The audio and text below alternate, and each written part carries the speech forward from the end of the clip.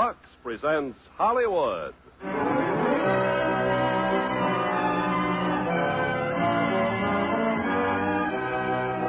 Lever Brothers Company, the makers of Lux Toilet Soap, brings you the Lux Radio Theater, starring Ray Milland, Dorothy McGuire, and Brian Ahern in The Winslow Boy. Ladies and gentlemen, your producer, Mr. Irving Cummings. Greetings from Hollywood, ladies and gentlemen. When The Winslow Boy opened on Broadway, playwright Terence Rattigan was acclaimed not only for creating a heartwarming drama, but because he immortalized the right of the individual. In this case, the individual is a small boy, defended against the charge of theft by all the resources of three people who believed in him: his father, his sister, and his lawyer. And to play the roles of this important trio, we are presenting three stars who have long been noted for their histrionic ability: Ray Milland, Dorothy McGuire, and Brian Ahern. But now, before our play gets underway, here's an important message from Ken Carpenter. Here's one thing that's for sure. Even though fashions change, the gals will go right on loving and wearing sheer, beautiful nylons. And I'm just as confident that they'll go right on giving those nylons gentle Lux Flakes care, as always. 96% of stocking manufacturers come right out and recommend Lux Flakes. The men who make nylons know, and women know, gentle Lux Flakes care really can double the life of every single pair. Oh, it's a sad fact that the same gals who wear beautiful stockings spend time every day doing dishes. But a new Lux product, new Lux liquid detergent, helps out here. This new member of the Lux family was invented to do dishes fast and easy. Its formula literally soaks grease off plates. Dishes actually soak clean in Lux liquid. So you just rinse and stack, that's all. No wonder people are saying Lux liquid is the next best thing to a dishwashing machine. Now, Lux liquid cuts work way down, and it's economical. One can will outlast several boxes of the leading laundry powder. It's uniquely packed in a can that won't break, with a spout that won't drip. And it's mild, Lux mild on your hands. Behind both Lux Flakes and Lux Liquid is the Lever Brothers money-back guarantee. Your money will be refunded if both these products don't live up to everything we say about them. Now, Act One of The Winslow Boy.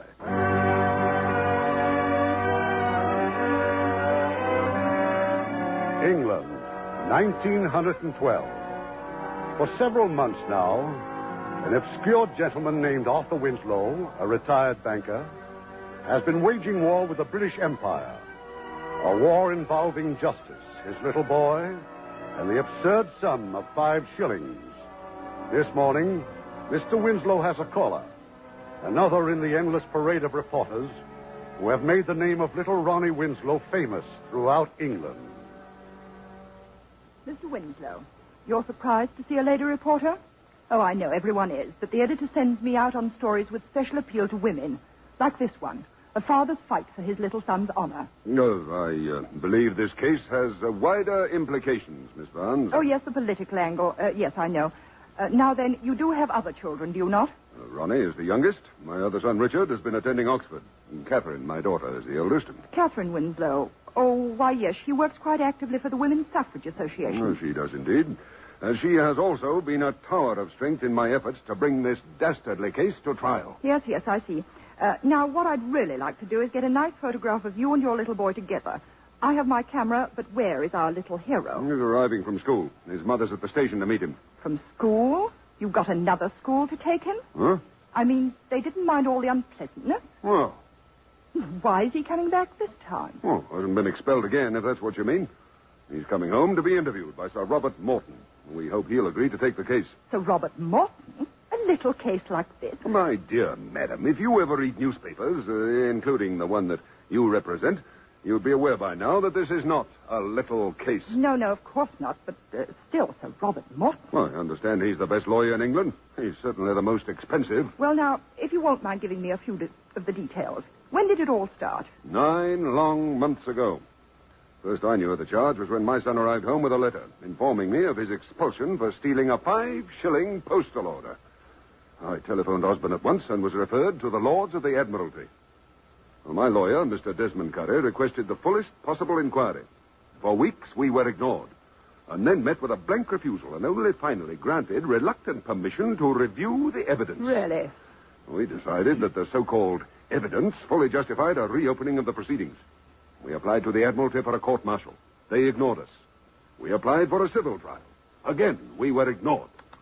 But after tremendous pressure had been brought to bear, letters to the newspapers, questions in the House of Commons, and other means open to private citizens of this country, the Admiralty agreed to what they called an independent inquiry. Oh, good. It was not good, madam.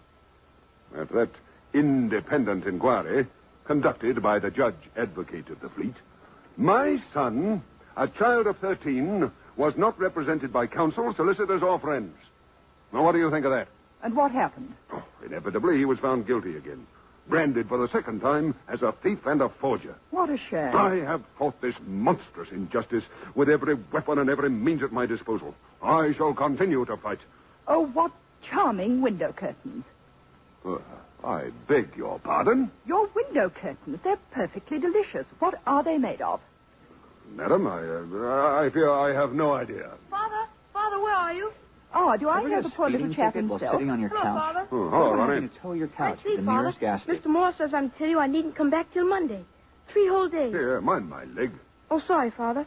Arthritis again? So the doctor repeatedly tells me at 1 guinea per visit.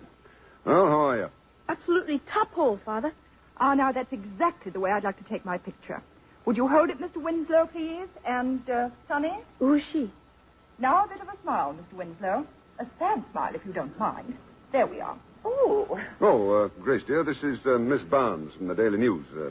She's extremely pleased with your window curtains. Oh, how nice. I would so much like to know what they're made of. Well, it's an entirely new material, you know. I'm afraid I don't know what it's called. Father, are we going to be in the Daily News? It appears so. Oh, good. They get the Daily News in the school library, and everyone's bound to see it. Well, goodbye, Mr. Winslow. Goodbye, little chap. Goodbye, ma'am. And remember, the darkest hour is just before the dawn. Well, it was very good of you to tell me all that, Mrs. Winslow. I'm sure our readers will be most interested. Father, do you know that the train had 14 coaches? Did it indeed? I walked all the way down from one end to the other. Remarkable. And now run upstairs like a good boy and get washed. Sir Robert will be here in a few minutes. Oh, Kate, I'm back. Hello, darling. My, how you've grown. Oh, you can come in, Kate. Miss Barnes is gone. Thank heavens. Arthur. Why, I thought she was charming. Well, dear, I must say that old dress has come out very well. John will never know it isn't brand new. John is late, curse him. Grace, go on up and attend to Ronnie, will you, dear?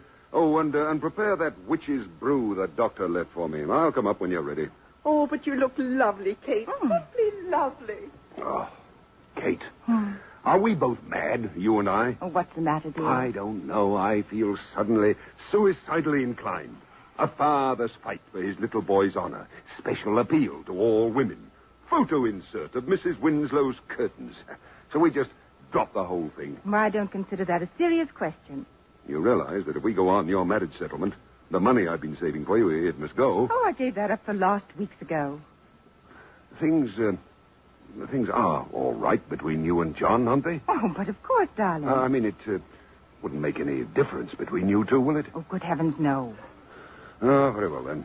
Let's pin our faith on Sir Robert Morton. You know what I think of Sir Robert Morton, Father. Kate, I want the best. The best in this case certainly isn't Morton. And why does everyone say he is? Because if one happens to be a large monopoly attacking a trade union or a Tory newspaper libeling a labor leader, then he is the best. But it utterly defeats me how you or anyone else could expect a man of his record to have even a tenth of his heart in a case where the shoe is entirely on the other foot. Oh, I imagine if his heart isn't in it, he won't accept. Oh, he might.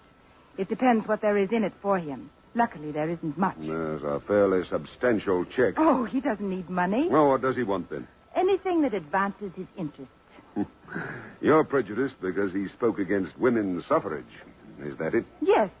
And because he's always speaking against what is right and just. Arthur? Arthur, dear? Coming.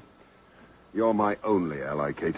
Without you, I should have given up long ago. Oh, rubbish. But I do have an instinct about Morton. Yes, Father. Oh, well, we'll see which is right. My instinct or your reason, huh? I'm afraid we will. Hello, Kate. What's the matter, Dickie? Haven't you heard? Father says I'm through at Oxford at the end of the year. Oh, Dickie, I'm awfully sorry. Did you know it was in the wind? Well, I knew there was a risk. There are many things Father can't afford anymore. I could just about murder that little Ronnie. Well, what do you have to go about pinching postal orders for? And what's worse, why does he have to get himself nabbed doing it? That's enough, Dickie. Silly little blighter. A 5-shilling postal order and my college career is ended. Oh, well. It'll all work out, I suppose. The old man says they'll find me a job in the bank. It's all right, Violet. I'll answer it. John? I'd better be. Oh, I'm so sorry. I was expecting a friend. Good evening. My name is Morton. My name is Winslow. Won't you come in? My father will be down in a moment. Thank you. I have a dinner engagement. My time is rather limited. Oh, I see. Is there anything I can get for you? A whiskey and soda, brandy? No, thank you. Will you smoke? No, thank you. I hope you don't mind if I do. Why should I? Well, some people find it shocking. A lady in her own home is surely entitled to behave as she wishes. You're looking at your watch. May I ask what time you're dining? 8 o'clock. Far from here? Devonshire House. Oh, then of course you mustn't on any account be late. No. I suppose you know the history of this case, Sir Robert. I've seen most of the relevant documents. Do you think we can bring the case into court on a collusive action? I really have no idea. Desmond Curry seems to think that might hold. Does he? Desmond Curry is a very reliable man. I'm rather surprised that a case of this sort should interest you at all. Are you? It seems such a very trivial affair compared to most of your great triumphs. I was in court during your cross-examination of Len Rogers in the trades union embezzlement case. Really? It was masterly. Thank you. I suppose you heard that he committed suicide a few months ago. Yes, I had heard. Many people believed him innocent, you know. As it happens, however, he was guilty. Sir Robert, I'm Arthur Winslow. Oh, how do you do? He's dining at Devonshire House, Father. He's rather pressed for time. My son will be down directly. I expect you'll want to question him. Well, I fear I'll have time for only a few questions. Oh, rather sorry to hear that. I was hoping to know definitely if you'd accept this case or not. Perhaps Sir Robert will consent to finish his examination some other time. It might be arranged sometime next week. Desmond Curry has been telling me that you think it might be possible to proceed by petition of right. Well, granting the assumption that the Admiralty, like the Crown, can do no wrong. But I thought that was exactly the assumption we refused to grant 3 months ago. The subject can sue the Crown by petition of right, Miss Winslow, redress being granted as a matter of grace. It is the custom of the Attorney General, on behalf of the Crown, to endorse the petition and allow the case to come to trial. It is interesting to note that the exact words used on such occasions are, let right be done. Let right be done. Yes. Father. Oh, this is my son. Ronnie, this is Sir Robert Morton. Well, how do you do, I'm sir? going to ask you a few questions. You must answer them truthfully. As you always have. I expect you'd like us to leave. No, provided that you don't interrupt. Miss Winslow, will you please sit down? What? Oh. Now, tell me, Master Winslow, exactly what happened. Well, it was last year, sir. The 7th of July. Just before lunch, I went to see the chief petty officer and asked him to let me have 15 6 out of what I had in the college bank. Why? I wanted to buy an air pistol. And how much money did you have in the college bank? £2, 3 shillings. Oh, so you see, sir, what possible incentive could there be to steal 5 shillings? I must ask you not to interrupt. After you'd withdrawn the 15 6, what did you do? I had lunch. Then what? I went to the locker room to put the 15 6 in my locker. And then? I went to get permission to go down to the post office. Then I went back to the locker room, got out my money, and went down to the post office. Well? I bought my postal order. For 15 6? Yes. Then I went back to college. Then I met Charlie Elliott, and he said, I say, isn't it rot? Someone's broken into my locker and pinched a postal order. I've reported it to the P.O. Those were Charlie Elliott's exact words. He might have used another word for rot. Continue. Well, then, just before class, I was told to see the commander. The woman from the post office was there, and the commander said, is this the boy? And she said, it might be. I can't be sure. They all look so much alike. You see, she couldn't identify. Mr. Winslow, please. Go on. Then she said, I only know that the boy who bought a postal order for 15 6 was the same boy that cashed one for 5 shillings. So the commander said, did you buy a postal order for 15 6? And I said, yes. Then they made me write Charles' name on an envelope and compared it to the signature on the postal order. Then they sent me to the sanatorium. And 10 days later, I was sacked. Expelled. I see. Well, when the commander asked you to write Elliot's name on an envelope, what did you write? I wrote Charles K. Elliott. Why? Because that was the way that Charlie usually signed his name. How did you know? Well, he was a friend of mine. That's no answer. How did you know? I'd seen him sign things. What things? Ordinary things. What things? Bits of paper. Bits of paper? Why did he sign his name on bits of paper? I don't know. You do know. Why did he sign his name on bits of paper? He was practicing his signature. And you saw him? Yes. Did he know you saw him? Well, yes. In other words, he showed you exactly how he wrote his signature. Yes, I suppose he did. Did you practice writing it yourself? I might have. Just tell me if you did or if you did not. Yes. Ronnie, you never told me that. It was only for a joke, Father. Joke or not, the fact is you practiced forging Elliot's signature. It wasn't forging. Oh, and what would you call it? Well, writing. Very well. Writing. Whoever stole the postal order and cashed it also wrote Elliot's signature, didn't he? Yes. And oddly enough, in the exact form in which you had earlier been practicing writing his signature. I say, which side are you on? Don't be impertinent. Are you aware that the Admiralty sent up the forged postal order to Mr. Ridgely Pierce, the greatest handwriting expert in England? Yes, sir. And you still say you didn't forge that signature? Yes, I do. In other words, Mr. Ridgely Pierce doesn't know his job. Well, he's wrong anyway. Really, Sir Robert? Be quiet, please. I won't be quiet. I have a... When you went into the locker room after lunch, were you alone? I don't remember. I think you do. Were you alone in the locker room? Yes. What did you do after leaving the locker room? I told you. I went for permission to go to the post office. What time was that?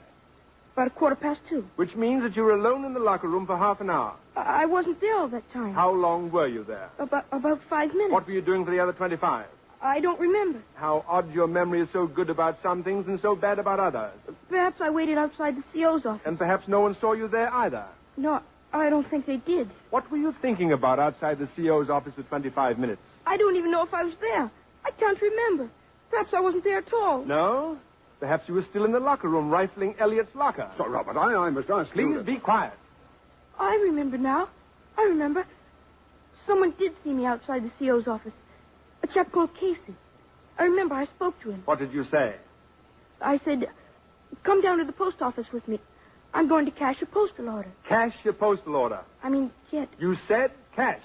Why did you say cash if you meant get? I don't know. I suggest cash was the truth. No, it wasn't. It wasn't really. You're muddling me. You seem very easily muddled. How many other lies have you told? None. Really, I haven't. I suggest your whole testimony is a lie. No, it's the truth. I suggest there is barely one single word of truth in anything you've said either to me or to the judge advocate or to the commander. I suggest that you broke into Elliot's locker, that you stole the postal order for 5 shillings and cashed it by means of forging his name. I didn't. I suggest that you did it for a joke, meaning to give Elliot the 5 shillings back.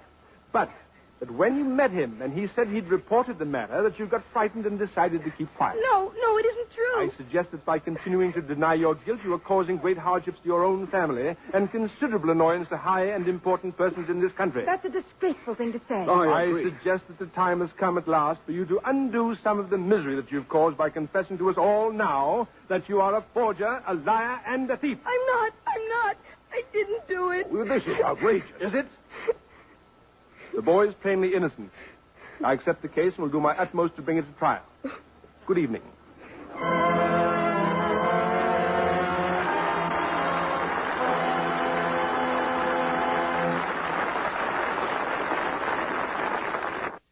Act 2 of The Winslow Boy, starring Ray Milland as Sir Robert Morton, Dorothy Maguire as Kate, and Brian Ahern as Mr. Winslow.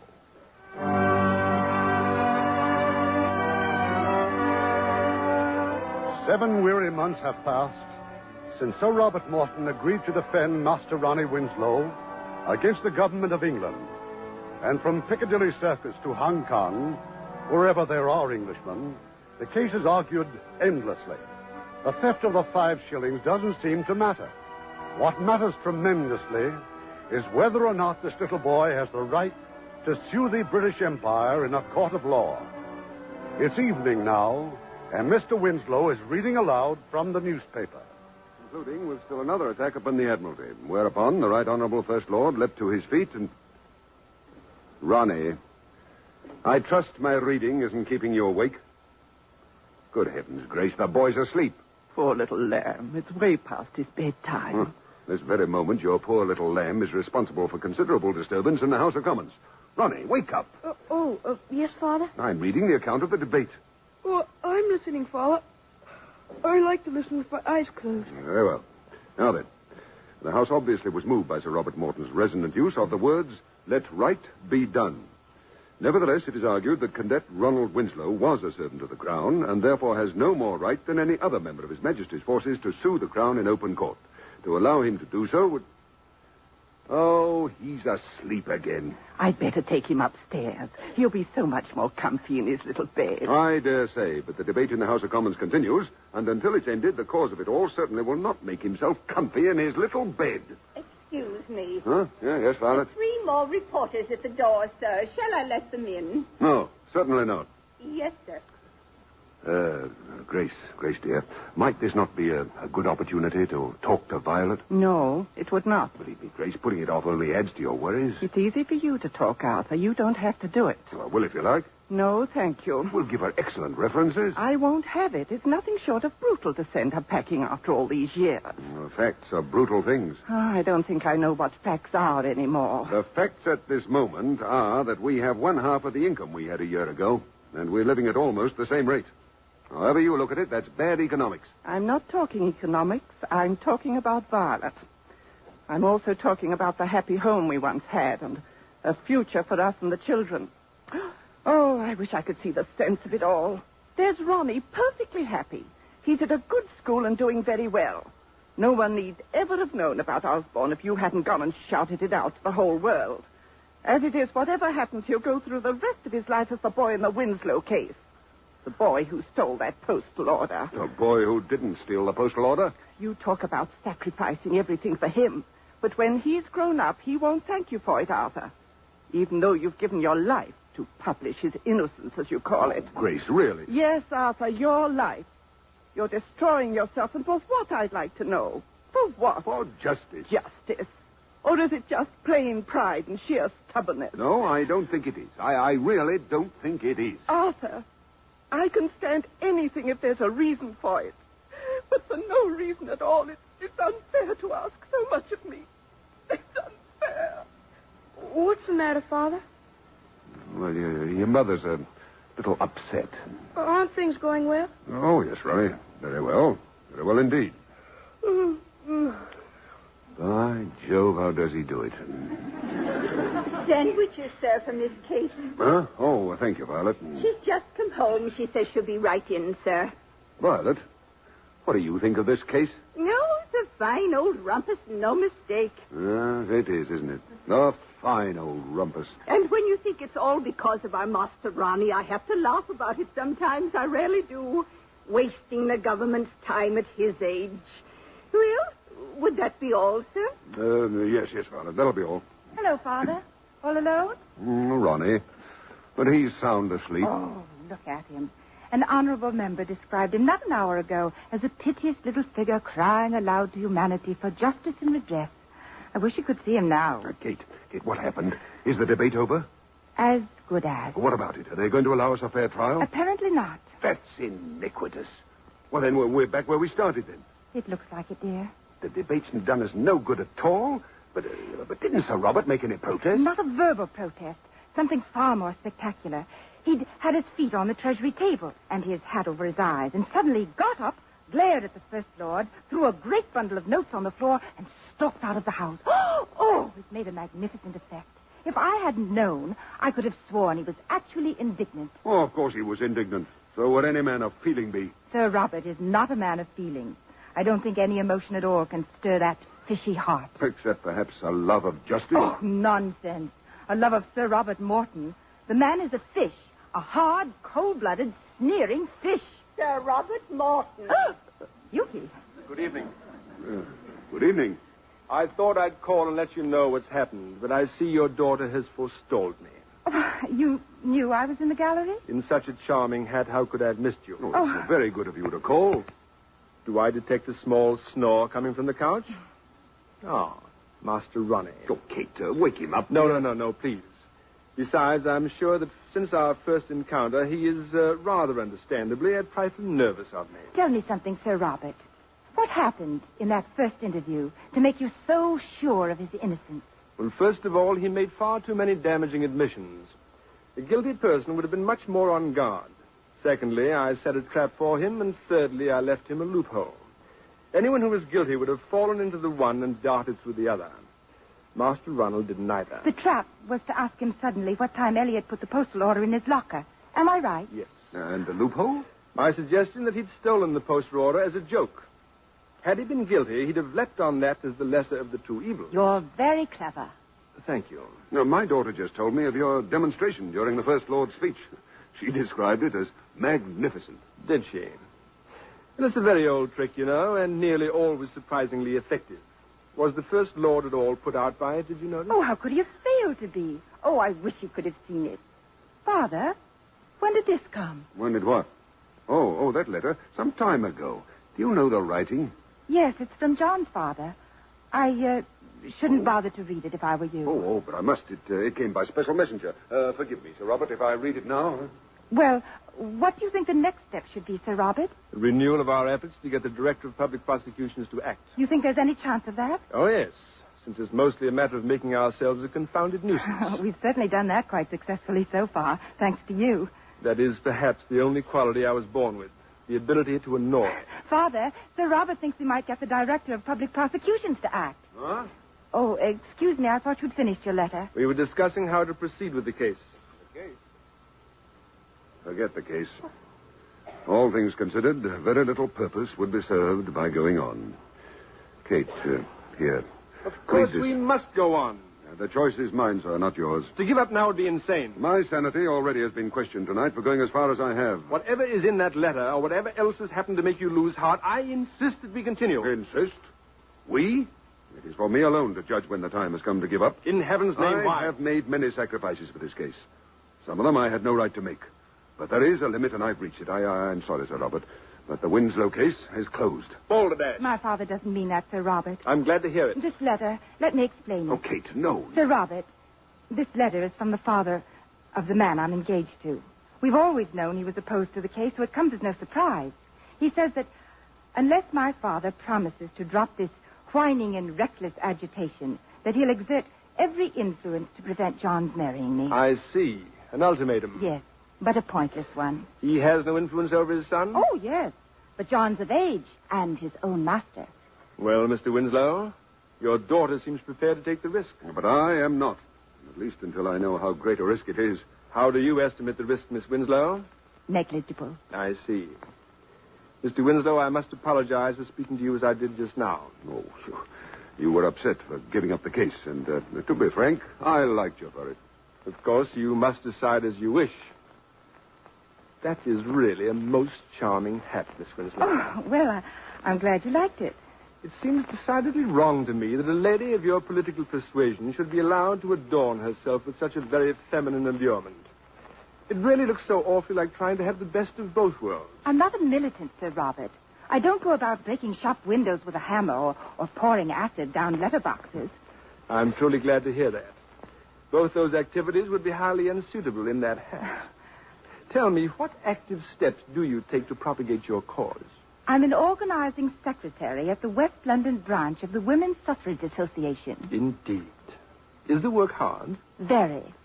And not, I should imagine, particularly lucrative. And starting in January, I shall be paid £2 a week. Dear me. What sacrifices you young ladies seem prepared to make for your convictions. Excuse me. It's your intended. He says, could he please have a word with you in private, miss? John? Tell him I'll be right there, Violet.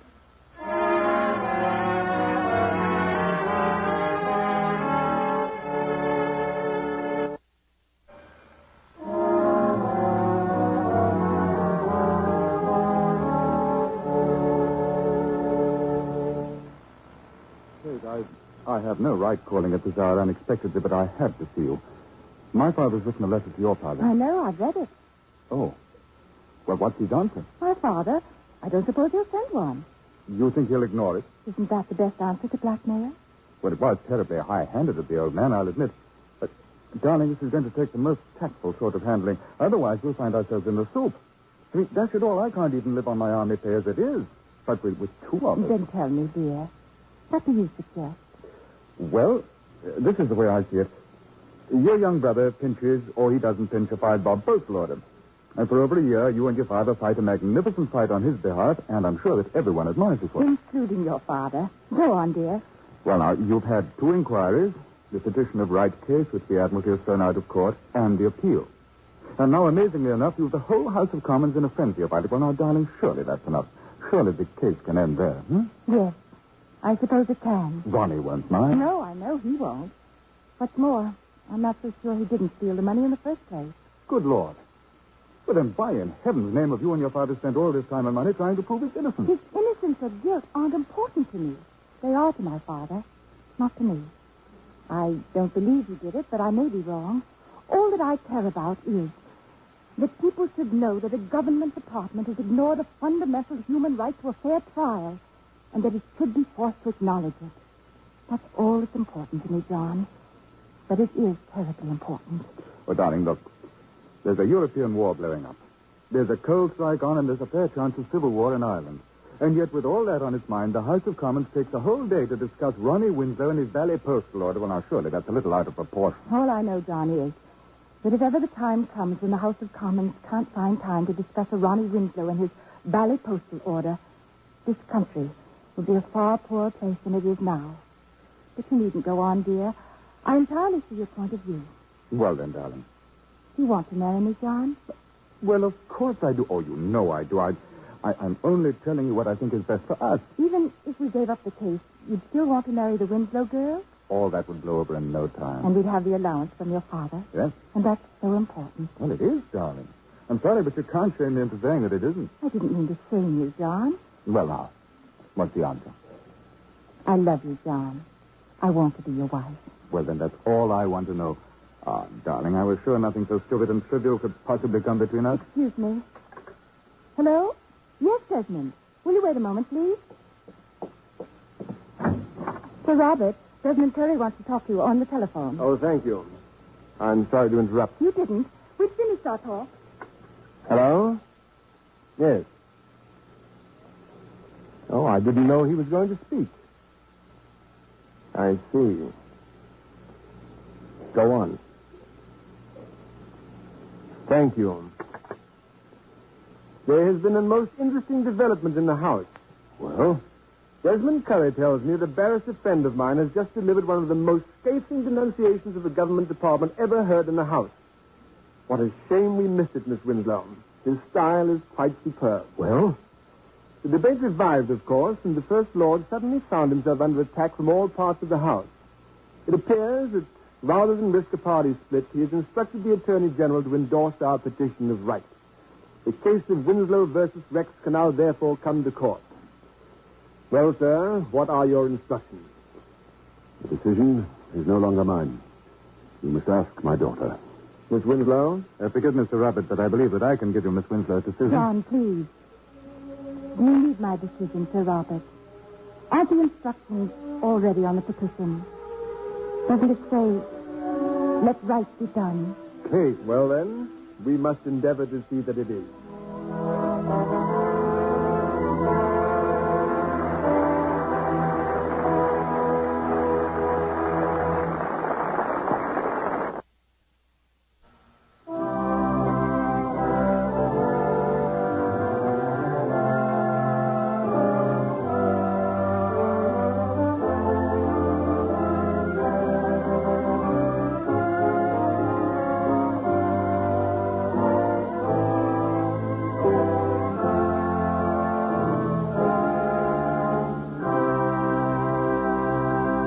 The curtain rises on Act 3 of The Winslow Boy, starring Ray Milland as Sir Robert Morton, Dorothy McGuire as Kate, and Brian Ahern as Mr. Winslow.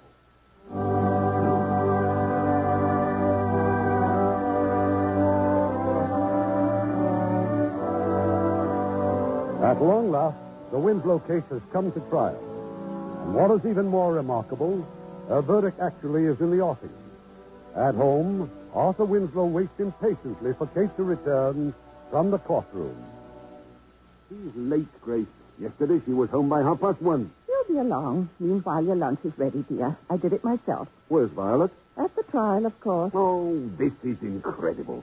Every member of the household attends the trial except the one person who has the greatest cause for being there. But you know what the doctor said. It's fantastic. I must sit at home in a wheelchair while 2 years of struggle, hope, and abuse hang in the balance. Oh, we had a letter this morning from Dickie. Dickie? How is he? Splendid, dear, and getting on so well. He says he took Mr. Lamb, the manager, to the races on Saturday. The bank manager? Mm-hmm. Dickie said Mr. Lamb had the time of his life and lost his shirt. Did he? Oh, I've no doubt that given the chance, our Dickie will convert the entire Reading branch into a bookmaking establishment. Catherine, is that you? Oh, those reporters, don't they ever go away? Did you bring Ronnie with you, dear? He's having lunch with Desmond Curry. You're to meet him in the corridor, Mother. Poor little pet. He did so well in the witness box yesterday. And guess who was there this morning? John. John? Well, I hope you didn't speak to him. But of course I did. Kate, how could you? What did he say? He wished us luck. Oh, what impertinence. The idea of his coming there after the way he's treated you. Grace, you'll be late for the afternoon session. Dear. Oh, well, I'm off then, dear. Now, don't let your father leave that wheelchair, darling. Well, how did it go? I'm not sure, Father. Oh, but I could cheerfully strangle that old brute of a judge. He's dead set against us. Does Sir Robert share that opinion? Who knows? He's worried. That much I do know. I must admit the Attorney General's speech this morning was very clever. Do think a verdict for Ronnie would simultaneously cause mutiny in the Royal Navy and jubilation in Berlin. I wish you could be there this afternoon. And have Mother miss out again. You know Mother doesn't understand a word of what's going I on. know, but she does enjoy it so, dear. But what about Sir Robert? Well, he finished his cross-examination of the postmistress. Oh, I thought he demolished her completely.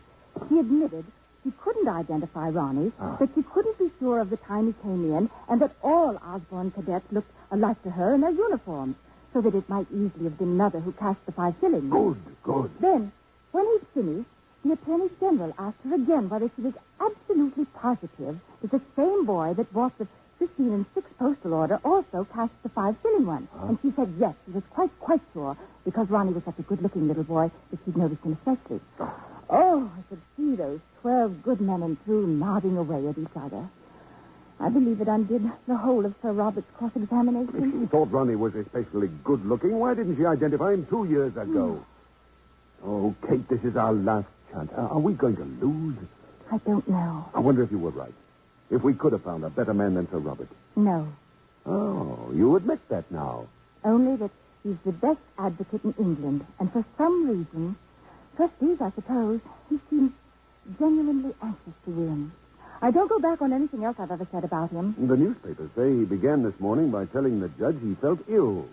Might have to ask for an adjournment. Just another trick, dear. It got him the sympathy of the court and possibly provided him with an excuse if we should lose. If we should lose? May I come in? Oh, Desmond, of course. I entered by way of the kitchen. The crowds at the front door rarely most alarming. Oh, sit down, Desmond. I wonder if I might see Catherine alone. I have a matter of some urgency to communicate to her. Oh, very well. I'll finish my lunch, Kate. Oh, allow me, please. Oh, take your hands off this wheelchair. Dear me. I can manage without assistance. Thank you, Desmond. Well, Desmond? I have only a moment, Kate. I really should get back to court, but it suddenly occurred to me during the lunch adjournment that I had better see you today. Really? Why? I have a question to put to you, which, if I had postponed until after the verdict, you might, who knows, have thought it prompted by pity if we had lost. Or if we had won, your reply might, again, who knows, have been influenced by gratitude. You follow me?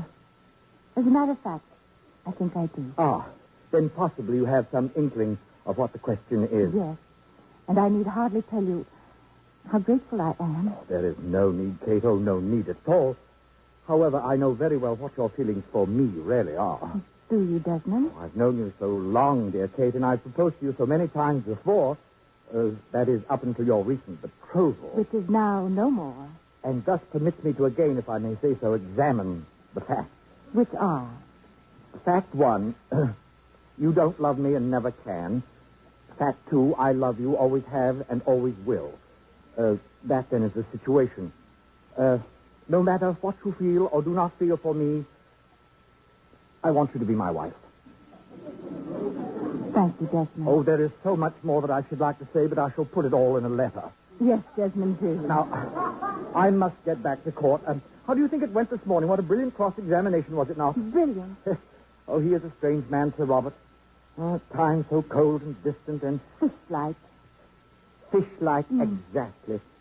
And yet he has a real passion about this case. Oh, a real passion. I happen to know. Oh, of course, this must on no account go any further. But I happen to know that he has made a very great personal sacrifice in order to bring it to court. Sacrifice? Of what?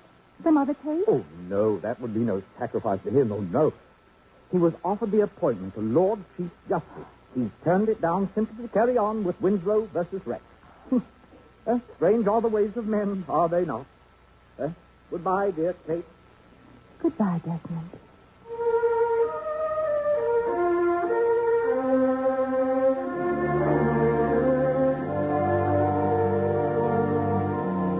Well, what did Desmond want? To marry me. What, again? Oh, sheer lunacy. Oh, I don't know. He's nice and he's doing very well. I told him I'd think it over. By all means. As long as you decide against it. Father, I'm 30 years old. Oh, 30 isn't the end of life. It might be for an unmarried woman with not much look. Rubbish. Better far to live and die an old maid than to marry Desmond Curry. Even an old maid must eat. I'm leaving you and your mother everything, you know. There is still little left. Oh, there must be something you can do. Something useful. You don't think suffrage work is useful. Well, maybe you're right. But it's the only work I'm fitted for all the same. So the choice is quite simple, Father. Either I marry Desmond and settle down to quite a comfortable and not really useless existence, or I go on for the rest of my life earning £2 a week in the service of a hopeless cause. Hopeless? I never heard you say that before. I never felt it before. John's going to be married next month. Is he? A girl I know slightly. She's a general's daughter. Very suitable. My dear. Oh, I've messed up your life. No. Any messing up that's been done has been done by me. Oh, I'm so sorry, Kate. Don't be. We both knew what we were doing. Oh, have we just been stubborn? Selfishly refusing to admit defeat. That's what your mother thinks. Father, if you could go back and choose again, would your choice be different? No, I don't think it would. I don't think so either. I still say we both knew what we were doing, and we were right to do it. But you aren't going to marry Desmond, are you? Well, in the golden words of the Prime Minister, Father, wait and see. Here. Say, do you hear a newsboy? What's he shouting? Let me open a window. Only Winslow case latest. Didn't sound to me like latest. You're right. Winslow case results. Results? But the verdict wasn't to come in till tomorrow. There must be some mistake. Oh, sir.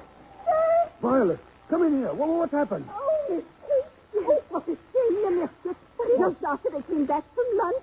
And Mrs. Winslow, she wasn't there neither, nor Master Ronnie. Huh? The cheering and the shouting and the carrying on. Oh, you never heard anything like it in all your life. Oh, Violet. And Sir Robert standing there at the table with his wig on crooked and the tears running down his face. Running down his face they were. And not able to speak because of the noise. And then some man behind me, he knocked my hat down over my face. He was cheering Saul, waving his arms and shouting about liberty. And the judge kept on shouting, but it wasn't any good because by now the jury was cheering too. And some of them trying to race out of the box to shake hands with Sir Robert. No. And then outside in the street they were shouting, good old Winslow, and singing, jolly good fellow. And I had my hat knocked off again, and this time for good. Oh, it was lovely. Well, sir, you must be feeling nice and pleased now that it's all over. Yes, Violet, I am. 2 years, but 1 month it's been, sir. And Yes. poor madam, what a shock when she gets to court and finds it's all over. Well, congratulations, sir, I'm sure. Oh, thank you, Violet, thank you. Well, it would appear then that we've won. Yes, Father. It would appear that we've won. Oh, I would have liked to be there. He's Mr. Winslow. He's here. Oh, Sir Robert Morton. I thought you might like to hear the actual terms of the Attorney General's statement. So I jotted it down for you, Mr. Winslow, and now I should read it. I say now, on behalf of the Admiralty, that I accept the declaration of Ronald Arthur Winslow and that he is innocent of all charges brought against him 2 years ago at the Royal Naval College, Osborne. I make this statement without any reservation, intending it to be a complete acceptance of the boy's innocence.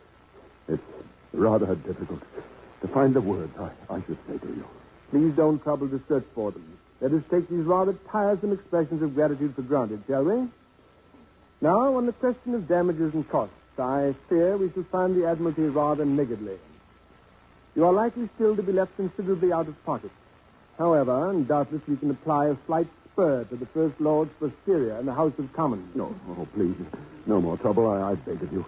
This is all I've ever asked for. It's a pity we're not in court, Miss Winslow. The verdict appeared to cause quite a storm. So I heard. But why did they surrender so suddenly? Well, it was a foregone conclusion once the handwriting expert had been discredited. I knew then we had a sporting chance, and no jury in the world would convict on the postmistress's evidence. But this morning you seemed so depressed. Did I? Well, the heat in the courtroom was very trying, you know, and I was a little fatigued. Oh, sir, the gentlemen at the front door say, please, would you make a statement? They say they won't go away until you do. Oh, very well, Violet, thank you. Yes, sir. Oh, Sir Robert, what shall I say? I hardly think it matters. Whatever you say will have little bearing on what they'll write. What shall I say, Kate? You'll think of something, Father. Here, let me wheel you out. No, just hand me my cane. I refuse to meet the press in this ridiculous chariot. I could say I'm happy to have lived long enough to have seen justice done to my son. Isn't that a little gloomy? You're going to live for ages yet. Am I? You'll wait and see. I could say the victory is not mine, that it's the people who have triumphed, as they always will triumph over despotism. How does that strike you, Sir Robert? A little bit pretentious, perhaps? I should say it nonetheless. It'll be very popular. Well, perhaps I'd better say what I really feel, which is merely, thank God we beat them. Miss Winslow, might I be rude enough to ask you for a little of your excellent whiskey? Oh, yes, of course. Thank you. And with your forgiveness, I shall sit down. Sir Robert, are you feeling all right? Just a slight nervous reaction. I've not been feeling myself all day. I told the judge so this morning, if you remember, but I doubt if he believed me. He thought it was a trick. What suspicious minds people have they not? Yes. Your whiskey. Thank you. I'm afraid I have a confession and an apology to make. My dear young lady, I'm sure the one is rash and the other superfluous. I would far rather hear neither. I'm afraid you must, since this is probably the last time I shall see you. I have entirely misjudged your attitude. I've been rude and ungrateful. I'm sincerely and humbly sorry. Oh, rubbish. My attitude has been quite the same as yours. A determination to win at all costs. Only when you talk of gratitude, you must remember that these costs were not mine, but yours. Were they not also yours, Sir Robert? I beg your pardon? Haven't you, too, made a very special sacrifice? The rogues of that office would not have suited me. Wouldn't they? And what's more, I fully intend to report Mr. Desmond Curry to the Law Society. Oh, please don't. He did me a great service by telling me. Well, I must ask you never to divulge it to another living soul and to forget it yourself. Why are you always at such pains to prevent people from knowing the truth about you? Am I, indeed? You know you are. Why? Why are you so ashamed of your emotions? Because, as a lawyer, I must necessarily distrust them. Why? To fight a case on emotional grounds is the surest way of losing it. Emotions muddy the issue. Cold, clear logic and buckets of it should be the lawyer's only equipment. Was it cold, clear logic that made you weep today at the verdict? Your maid, I suppose, told you that? No, doesn't matter. It's in the papers tomorrow anyway. Very well, then. If you must have it, here it is. I wept today because right had been done. Not justice? No, not justice. Right. It's not hard to do justice, but very hard to do right. Unfortunately, while the appeal of justice is intellectual, the appeal of right appears for some odd reason to induce tears in court. That is my answer and my excuse. And now, may I leave the witness box? No. One last question. How can you reconcile your support of Winslow against the Crown with your narrow political beliefs? Very easily. No one party has a monopoly of concern for individual liberty. On that issue, all parties are united. I don't think so. You don't? No, not all parties. Only some people from all parties. That is a wise remark. We can only hope, then, that those some people will always prove enough people. You know, you'd make a good advocate. Would I? Why don't you channel your feministic impulses toward the law court, Miss Winslow, and abandon the lost cause of woman's suffrage? Because I don't believe it is a lost cause. No? Are you going to continue to pursue it? Certainly. You'll be wasting your time. I don't think so. It's a pity. In the House of Commons in days to come, I shall make a point of looking up at the gallery in the hope of catching a glimpse of you in that provocative hat. Whereupon I shall... I say, Sir Robert, I'm most awfully sorry. Master Winslow, are you indeed? I didn't know anything was going to happen this afternoon. And where were you? At the pictures. Well, I'm most awfully sorry, sir. I see we won, didn't we? Yes. Yes, we won. So goodbye, Miss Winslow. Shall I see you in the house, then, one day? Yes, Sir Robert. One day. But not in the gallery. Across the hall. Among the opposition. Perhaps. Goodbye.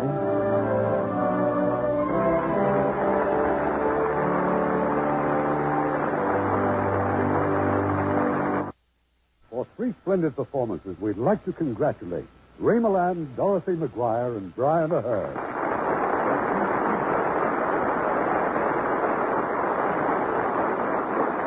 It's nice to be working with you again, Irving. It's been a long time since we made a picture together. Irving's directed me in pictures, too. We're old friends. Well, I guess that leaves me out in the cold. Dorothy, a Lux girl, is always a friend of mine, particularly when she's such a talented Lux girl. And Dorothy certainly qualifies. Have you seen her latest picture, 3 Coins in the Fountain? She's great, and she looks terrific in CinemaScope. Well, thank you. Lux Soap and I are certainly old friends. Brian, aren't you also in one of 20th Century Fox's CinemaScope productions? Yes, Prince Valiant. Little did I think when I left a brilliant career in England to come to America that I'd wind up in a comic strip. Well, don't knock it. Last week I was offered the part of Canhead in Dick Tracy. Oh, you'll be great, Ray. Seriously, I was delighted to appear in such a magnificent production as Prince Valiant. And I imagine Ray is delighted with his latest picture, too, Dial M for Murder. Oh, I wouldn't dial anything for murder. Wouldn't even pick up the phone. Not even if it was directed by Alfred Hitchcock? Ah, well, that's different. Now, Irving, how about next week's show? Is it something different? Yes, it's very unusual. Emotionally adult love story. We've invited 2 of the top stars of Hollywood to recreate it for you. That exceptionally fine actor, Cary Grant, co-starring with one of the loveliest ladies of the screen, Jean Craig. We'll present them in their original roles in one of the finest motion pictures 20th Century Fox has brought to the screen. People Will Talk. I thought it was a wonderful picture. Good night. Good night. Good night, and thanks for a memorable evening. And now, here's a man with a letter. Yes, it's a letter I got from a woman in New Jersey, and I'd like to read it to you. She says, Dear Art Linkletter, if you'll answer me this, I'll buy a box of surf. You say that when you wash clothes with surf, they smell like sunshine. But whoever said you could smell sunshine? Signed, Mrs. Robert Borden. Well, Mrs. Borden, I said it. And I can tell you how to find this out for yourself. You just try the nose test the next time you do your laundry. I mean that when your clothes are still wet, or when they're dry, you just hold them right up to your nose, real close, and give a good sniff. Now, if there's a medicinal odor, or a stale, sour smell, that's not sunshine, is it? But when you wash your clothes with surf, you'll find they smell fresh and clean. And that's what I mean by sunshine. Now, these days, all good detergents get things clean looking. Surf does that, of course. But when it comes to clean laundry, you can't go on looks alone. Because to be really clean, things just have to smell clean, too. And you can depend on surf to get things so clean, they smell like sunshine. And that means they're clean, clear through. So, Mrs. Borden, and all you ladies who haven't tried surf lately, buy a box of surf and get to know what sunshine smells like. Get the big money-saving economy-size box of surf and put it to the test. Lever Brothers Company, makers of Lux Toilet Soap and Lux Liquid Detergent, invite you to be with us again next Monday evening when the Lux Radio Theater presents Cary Grant and Dean Crane in People Will Talk. By the way, those of you with television sets have a big treat in store. On Thursday, January 28th, the Lux Video Theater, our sister show, will present a special one-hour live telecast of Paramount's A Place in the Sun. I'll have more details for you next week. This is Irving Cummings saying good night to you from Hollywood.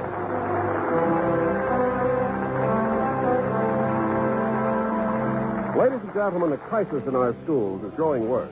3 classrooms out of every 5 are overcrowded. And above all, there's a growing shortage of qualified elementary school teachers.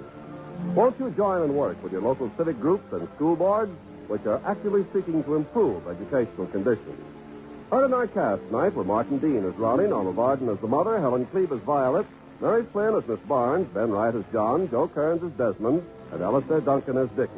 Our radio play was adapted by F.H. Barnett, and our music was composed and directed by Rudy Schrager.